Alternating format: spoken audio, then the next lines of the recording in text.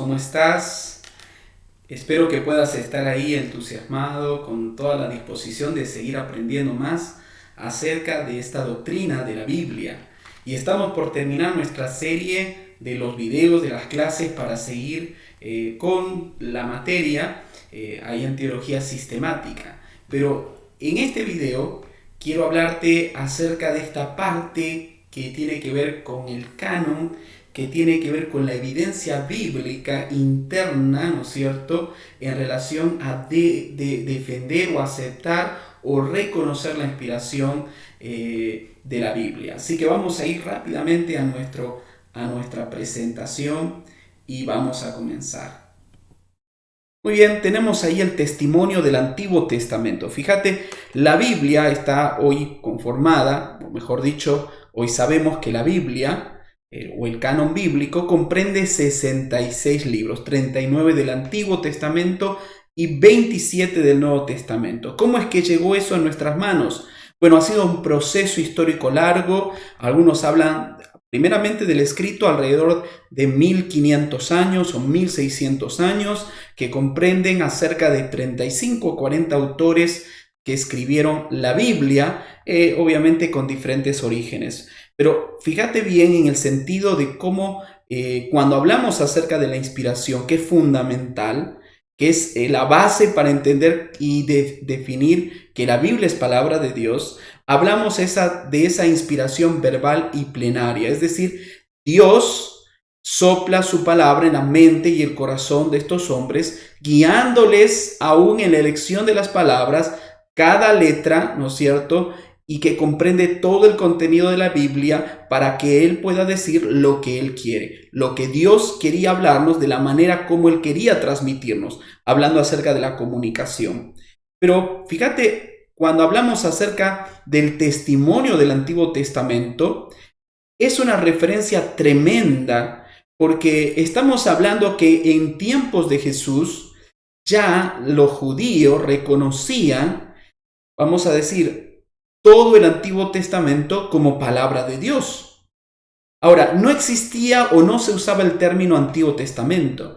Había otros nombres, pero vamos a ir por partes. En primer lugar, el hecho de afirmar que los escritos eran la palabra de Dios. Alrededor de 2000 veces se usa el término palabra de Dios.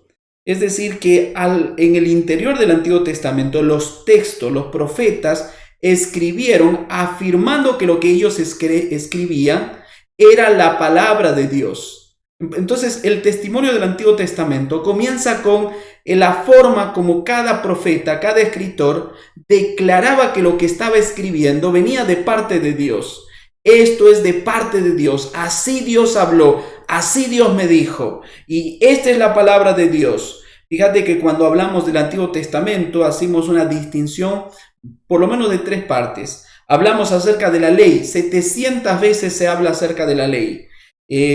Hablamos acerca de los profetas, porque así se mencionó en Lucas, ahora lo vamos a leer, se menciona claramente a los profetas.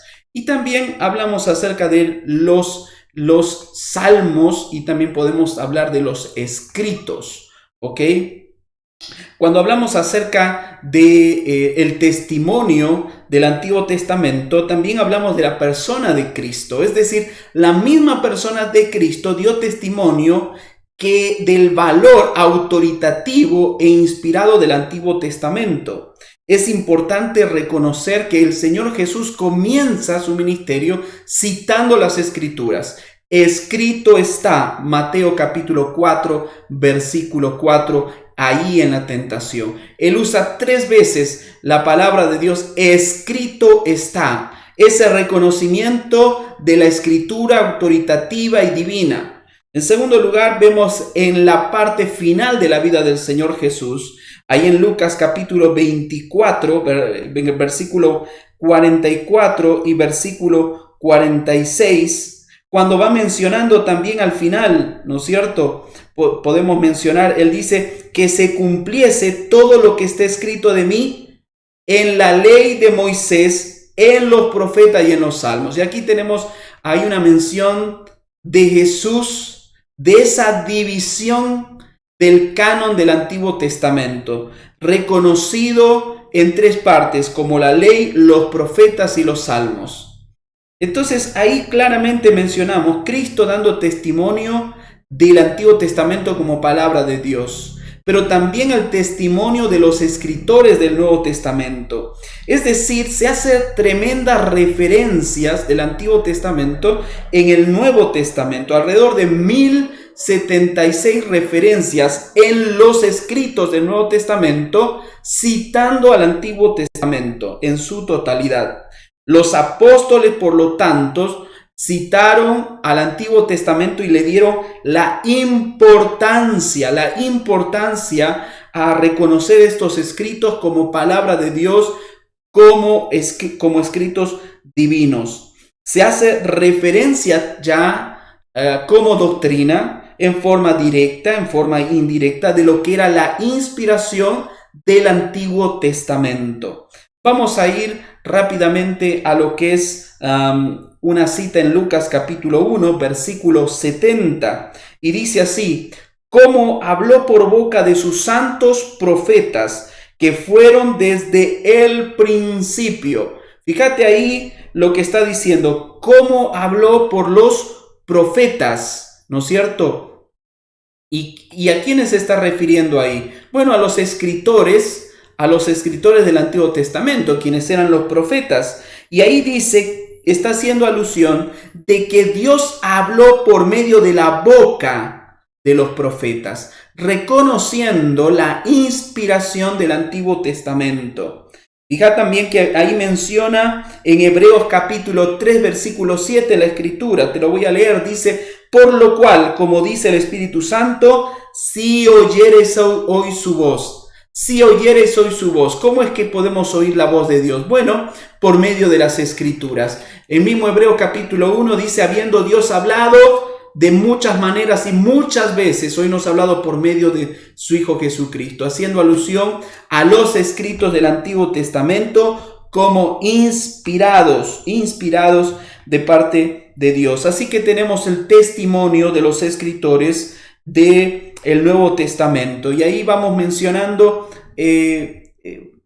algunas cosas también importantes en relación al testimonio del Antiguo Testamento.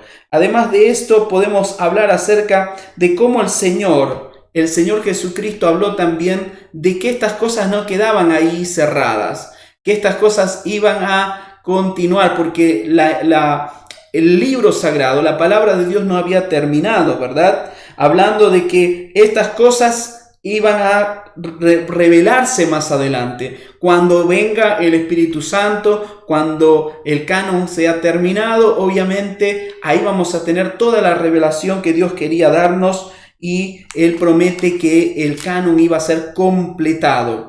Fíjate bien, primera conclusión que podemos llegar: si yo reconozco por medio de la evidencia interna de la Escritura y por medio del testimonio de la persona de Cristo, por medio del testimonio de los escritores del Nuevo Testamento, que la Biblia, el Antiguo Testamento, hablando de lo que se tenía en ese momento, el canon, toda la Escritura es palabra de Dios, yo llego a una conclusión. Yo llego a la conclusión que la inspiración me lleva a la inerrancia de las Escrituras. Qué importante entonces es entender y aceptar y estudiar y defender la inspiración. No solamente para decir que la Biblia es la palabra de Dios, sino el hecho mismo de decir que es inerrante. Si es palabra de Dios, si es inspirada, por lo tanto está exenta de errores en los escritos originales, ¿ok? En segundo lugar, si yo digo, si Dios es el autor de la Biblia y Dios es un ser perfecto, por lo tanto su palabra es inerrante, su palabra es verdad. Y tenemos varios pasajes de las Escrituras claves para hablar acerca de la inspiración. Segunda de Timoteo 3:16 es un texto importante que lo hemos mencionado, donde hablamos que la Biblia es un producto divino. Toda la Escritura es inspiración de Dios. Segunda de Pedro capítulo 1 versículo 20 y 21 también hace referencia de la superioridad de la Biblia sobre la experiencia humana. Tremendo. Mira, muchas veces la iglesia se ha inclinado hacia la experiencia cristiana. Mira, sentí algo, me habló algo, experimenté algo, y de pronto esas crisis, esas experiencias van tomando lugar por encima de las escrituras. Y no debería ser así. La Biblia nos habla de que esta palabra de Dios no fue traída por voluntad humana, sino fue traída por medio de la voluntad de Dios dada a los hombres. Y esa palabra que fue soplada a los hombres tiene mayor autoridad que cualquier experiencia personal que tú hayas tenido. En tercer lugar, cuando hablamos acerca de esas referencias claves en las Escrituras, podemos mencionar el Evangelio de Juan, capítulo 10, versículo 34 y 35. Y habla claramente el Señor y dice, y la Escritura no puede ser quebrantada. ¿Qué significa eso? Que la Biblia, el Antiguo Testamento, tiene autoridad legal y no puede ser quebrantado.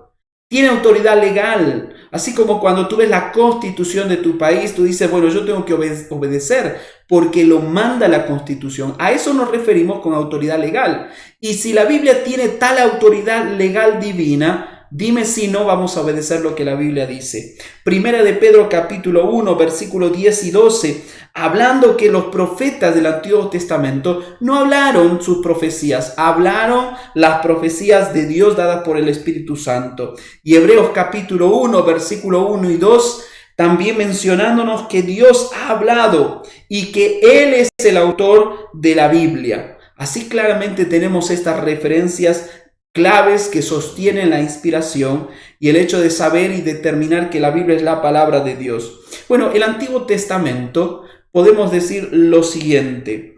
El canon del Antiguo Testamento, como hemos mencionado, estaba dividido, vamos a decir, en 3 partes, ¿ok? Aunque algunos hablan de 4 partes, ¿ok? Habíamos hablado acerca de la ley de Moisés, los primeros 5 libros del Antiguo Testamento, ¿no es cierto? Génesis, Éxodo, Levítico, Números y Deuteronomio. Pero después reconocían a los profetas. Y en la parte de los profetas teníamos los profetas primeros y los profetas postreros. Los profetas primeros, hablamos ahí de Josué, Jueces, Ruth, Samuel y Reyes. No se dividía en primera y segunda de Reyes. Y los profetas posteriores, hablamos también de una división, profetas mayores y profetas menores. Y ahí en los profetas mayores mencionamos a Isaías, Jeremías, Lamentaciones, Ezequiel y Daniel. Y en los profetas menores hablamos a Oseas, Joel, Abdías, Jonás, Miqueas, Nahum, Habacuc, Sofonías, Ageo, Zacarías y Malaquías. Fíjate que aquí ya estamos comprendiendo todos los libros casi del Antiguo Testamento en relación a los profetas. Luego quedaban 2 partes más del Antiguo Testamento, del canon del Antiguo Testamento, que se llamaba el Tanaj. No usaban el término Antiguo Testamento. Y están los Salmos, que tenían diferentes autores, y los otros escritos. Los otros escritos comprendían crónicas, no había la división entre primera y segunda, era un solo libro. Esdras, Nehemías, Esther, Job, Proverbios, Eclesiastés y Cantar de los Cantares. Ahí tenemos los 39 libros que se mencionan hoy en la Biblia, ¿verdad? Y eso era el canon del Antiguo Testamento. ¿Por qué le llamaban Tanaj? Bueno, esto viene del término Torah, Nevim y Ketubim, que eran las tres divisiones que ellos hacían. Y usan las siglas, ¿no es cierto? Como comienza la palabra Torah con la T, la palabra Nevim, ¿no es cierto? Y la palabra Ketubim. Entonces ahí van colocando las 2 vocales de la A y forman la palabra Tanaj. Y eso era el canon del Antiguo Testamento. Ellos llegaron a tener un canon, digamos, una lista de libros, ¿no es cierto?, para que ellos pudieran reunir todos estos libros y declarar que estos eran los libros de Dios, los libros sagrados, ¿verdad?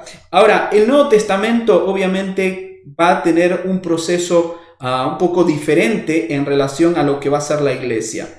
Pero fíjate bien, quiero leerte una cita aquí en relación a la doctrina de la inspiración plenaria en medio de todo lo que está sucediendo en la formación del canon. Dice así: En medio de la oscuridad, superstición, ignorancia y corrupción de la Edad Media, la doctrina de la inspiración plenaria de los escritos canónicos del Antiguo Testamento estuvo uniforme y espontáneamente en vigor hasta la época de la Reforma, excepto por unos pocos herejes descarriados y unas pocas sectas. Esta es una cita tomada obviamente de uno de los padres de la iglesia. Y déjame decirte, con esto introducimos lo que es el canon del Nuevo Testamento.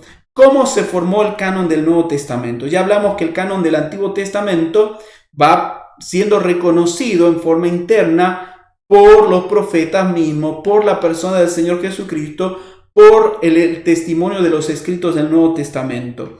Pero cuando hablamos del canon del Nuevo Testamento, se hace una, vamos a decir, en primer lugar, una serie de pruebas. Pero ojo, vamos a empezar hablando de lo que significa la palabra canon. La palabra canon en la raíz significa caña, o cané en hebreo, y en griego es canon, que significa norma. Algunos decían que era la caña de medir. La caña de medir entonces llega a determinarse que cuando se habla de canon, se habla de la norma, ¿ok?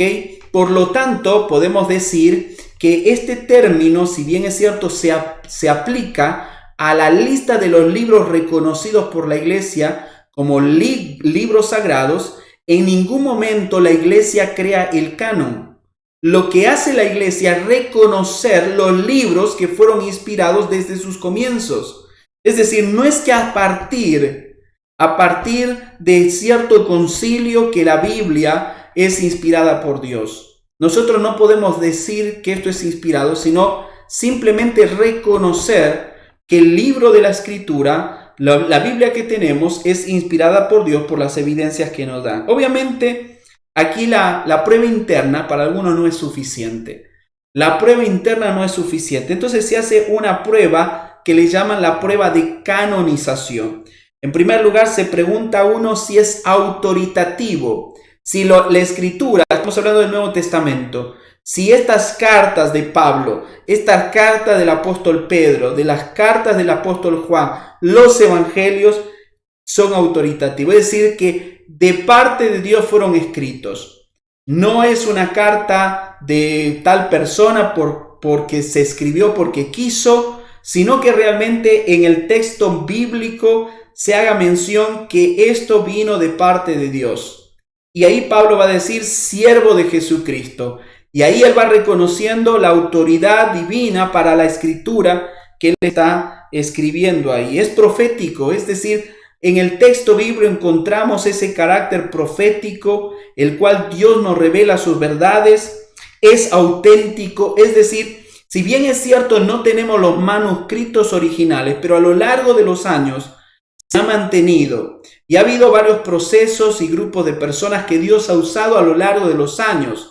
¿No es cierto? Por ejemplo, en el Antiguo Testamento, la preservación de los manuscritos a través de los escribas, de los masoretas, ¿verdad? Que tenían un sistema tan riguroso para determinar que ese escrito realmente era fidedigno, que no había nada espurio, que no había nada que se había equivocado. Nosotros nos equivocamos y de pronto le echamos ahí, por ejemplo, ahí para borrar ahí, y volvemos a escribir. Ahí no, prácticamente si uno se equivocaba, tachaba toda la hoja y volvía a hacerlo. Se contaban las letras para saber exactamente qué palabra o qué letra caía en esta frase y de esa manera se podía ver la exactitud y la autenticidad de ese escrito. Es dinámico. Podemos ver que en la escritura podemos considerar la revelación progresiva de la escritura. Fue recibido y leído. ¿Qué significa? La Biblia a lo largo de los años,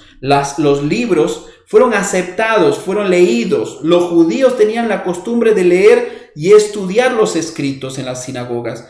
Y los judíos también tomaron eso, la iglesia tomó eso de los judíos y empezó a estudiar los escritos. Y de esa manera, por eso hablamos de las cartas circulares, los escritos de Pablo. Pedro va reconociendo y diciendo los escritos de Pablo, lo cual dice los indoctos tuerza y les llama escritura. Significa que antes del primer siglo, ¿no es cierto? Antes de los 100 años, ya estaban siendo reconocidos los escritos de Pablo como palabra de Dios, eran recibidos y leídos por la iglesia. Así que fíjate cómo vamos estudiando este concepto de cómo se va reconociendo el canon del Antiguo Testamento, el canon del Nuevo Testamento, pero vamos a ver ahora una breve historia a lo largo de lo que ha sido estos primeros siglos de la época patrística en el reconocimiento sobre todo del canon del Nuevo Testamento. En primer lugar, los apóstoles mueren. Ese es el primer suceso que marca esta historia breve del canon. Los apóstoles mueren. Ya no tenemos a Pedro hablándonos, ya no tenemos al apóstol Juan hablándonos, y tú escuchabas a Pedro, escuchabas a Pablo y tú dices, esta es la voz de Dios, ¿verdad? Y ahora, ¿cómo podemos reconocer la voz de Dios? Bueno, entonces empieza a haber una distorsión de la tradición oral. Claro, todo era repetido oralmente. Los judíos tenían esta costumbre de memorizar textos amplios de las Escrituras y de ir repitiéndolas oralmente. Esta tradición oral va lamentablemente permeándose algunos errores de la tradición. Entonces, obviamente es necesario, ¿qué cosa? La iglesia demanda un cuerpo de escritura. Es decir, hay tantos escritos aquí, hay tanto que se dice que dijo Juan, que dijo Pedro. Yo necesito ver qué es lo que realmente escribió Pedro, qué es realmente lo que escribió Pablo. Entonces se hace una necesidad de una demanda de un cuerpo de escritura, ¿ok? Y obviamente por el hecho de que hay una distorsión de la tradición oral. En tercer lugar, la propagación de las herejías. Recuerda que ya aún antes del primer siglo ya iba atacando estas falsas enseñanzas venidas de los gnósticos y de otras filosofías también orientales, ¿verdad? Y entonces, obviamente, se hace necesario tener una lista de los libros reconocidos como inspirados por Dios. Se menciona, por ejemplo, a Marción. Marción negó todo lo que tenía que ver con el Antiguo Testamento. Incluso, habiendo reconocido textos del Nuevo Testamento, quitó o manipuló y extrapoló partes que hacen mención del Antiguo Testamento. Entonces, obviamente, ante esta situación con Marción, que a propósito es el primero que hace una lista del canon, número 1. Pero la parte negativa de esto es que obviamente él va a distorsionar, obviamente, al tener una actitud anti-judía, anti-Antiguo Testamento, y de esa manera eso hace la necesidad de un canon. En cuarto lugar, las enseñanzas de los montanistas, que hablaban acerca de la continuidad de la revelación. Es decir, esto continuaba, lo que no había un cambio. Fíjate que la Escritura nos marca un cambio en el Nuevo Testamento. No hay, si bien es cierto, creemos en una continuidad, pero también una disrupción que le llamamos, ¿no es cierto? De pronto entendemos que hay un cambio en la revelación progresiva de Dios, donde Dios nos va revelando ahora al Hijo. Ya no es Israel, ahora es la iglesia, ¿verdad? Entonces, entendiendo esto también es importante mencionar que aparece estas enseñanzas. En quinto lugar hablamos acerca de los textos apócrifos. Aparte de los evangelios, fíjate que aproximadamente en el año 60 se terminó de escribir el evangelio de Lucas, pero aparecen otros evangelios. Vamos a aparecer, por ejemplo, el evangelio del pastor Hermas, por ahí un libro conocido. Por ahí también, fíjate que en el primer siglo antes de Cristo ya tenemos los escritos de los macabeos, ¿ok? Es decir, hay mucho escrito que empieza a permear, empieza a introducirse. Entonces, de pronto necesitamos la necesidad de reconocer cuál es el libro sagrado, el canon del Nuevo Testamento. En sexto lugar, las persecuciones. Las persecuciones. En el año 303, Diocleciano manda quemar los libros sagrados. Ante esto es la necesidad de reconocer que libros eran canónicos, que libros eran inspirados. Esta es la primera etapa que nosotros podamos resumir de lo que es la historia del canon del Nuevo Testamento. Pero hay otra etapa que tiene que ver con el establecimiento del término canon. Fíjate que cuando hablamos acerca del canon ya habíamos dicho que significa la regla o norma. ¿Ok? Eso es lo primero que significó el canon para la iglesia. Pero en el siglo II, este término canon ahora es usado para hablar acerca de la confesión de fe de la iglesia, el credo de la iglesia. Esto es el credo de la iglesia. Cuando tú decías este es el credo de la iglesia, te referías a la lista de los libros sagrados. En el siglo IV va a ser Atanasio, que va a usar el término de el canon para los escritos del Nuevo Testamento. Aquí tiene una epístola que se llama la epístola festal, donde habla acerca de los escritos canónicos. Es decir, estamos ya teniendo un padre de la iglesia haciendo mención del canon, haciendo mención de la lista de estos libros reconocidos como inspirados por Dios en un libro suyo que se llama epístola festal. Entonces tenemos ahí cómo el término canon se va estableciendo como uso, ¿no es cierto?, para identificar la lista de los libros inspirados por Dios del Nuevo Testamento. ¿Ok? Pero también podemos considerar el reconocimiento de los libros canónicos. ¿Ok? Ahí ya hablamos acerca de las pruebas canónicas, se habla de la inspiración, se habla de la autoridad apostólica y también obviamente de la prueba interna de los libros. Libros que fueron reconocidos, los Hechos, los 4 Evangelios, los libros paulinos también que van circulando en la iglesia, que se convierten en colecciones. ¿Ok? También podemos considerar cómo los padres de la iglesia, pues hemos mencionado a Atanasio, van reconociendo estos libros sagrados. Por ejemplo, Clemente en el siglo I.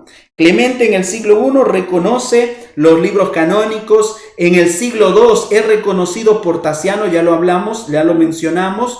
Y en ese tiempo, aproximadamente en el año 180 al 200, se confecciona el canon Muratori, ¿no es cierto? Es una lista de libros y comentarios del Nuevo Testamento. Así que ya tenemos ahí un canon. Y es en el año 382 que es aceptado por Jerónimo. Y ahí se mencionan ya los 27 libros del Nuevo Testamento. Va a ser en el año 397 que es aceptado por Roma y luego por el Concilio de Cartago en el año 419. Y es hasta el año 451 que es ratificado por el Sínodo de Calcedonia, el Concilio de Calcedonia. Fíjate entonces cómo a lo largo de la historia el canon bíblico Dios ha ido guiando y ha ido preservando su palabra. Hemos estudiado la doctrina de la Biblia como la revelación especial de Dios. Y quiero terminar este video mencionando algunas conclusiones. Hemos visto cómo Dios nos ha revelado a través de su palabra su persona, su plan, su propósito para su gloria eterna. Hemos visto cómo el fundamento para sostener que la Biblia es la palabra de Dios es la doctrina de la inspiración. Creemos profundamente en la doctrina de la inspiración verbal y plenaria y por lo tanto de la inerrancia de las Escrituras. Y finalmente hemos visto el proceso histórico a lo largo de los siglos de cómo Dios fue guiando a estos hombres para que hoy podamos tener la palabra de Dios como la tenemos hoy. Ahora, quiero llevarte a este punto de la aplicación. Así como Diocleciano en el 303 combatió y quemó los libros sagrados, así como entendemos que hay una lucha tremenda de parte del enemigo de atacar la palabra de Dios, porque es la palabra de Dios. La pregunta es cómo tú y yo estamos comprometidos con la revelación especial de Dios. ¿Qué puedes hacer tú y qué puedo hacer yo como aquellos hombres que dieron su vida para defender la verdad de Dios? Mi compromiso es con la palabra de Dios y con el Señor, para primeramente conocerla, para en segundo lugar profundizar en sus enseñanzas y enseñarlas correctamente a los hombres. ¿Cuál es tu compromiso con la palabra de Dios? Espero que este video haya sido de mucha bendición para tu vida.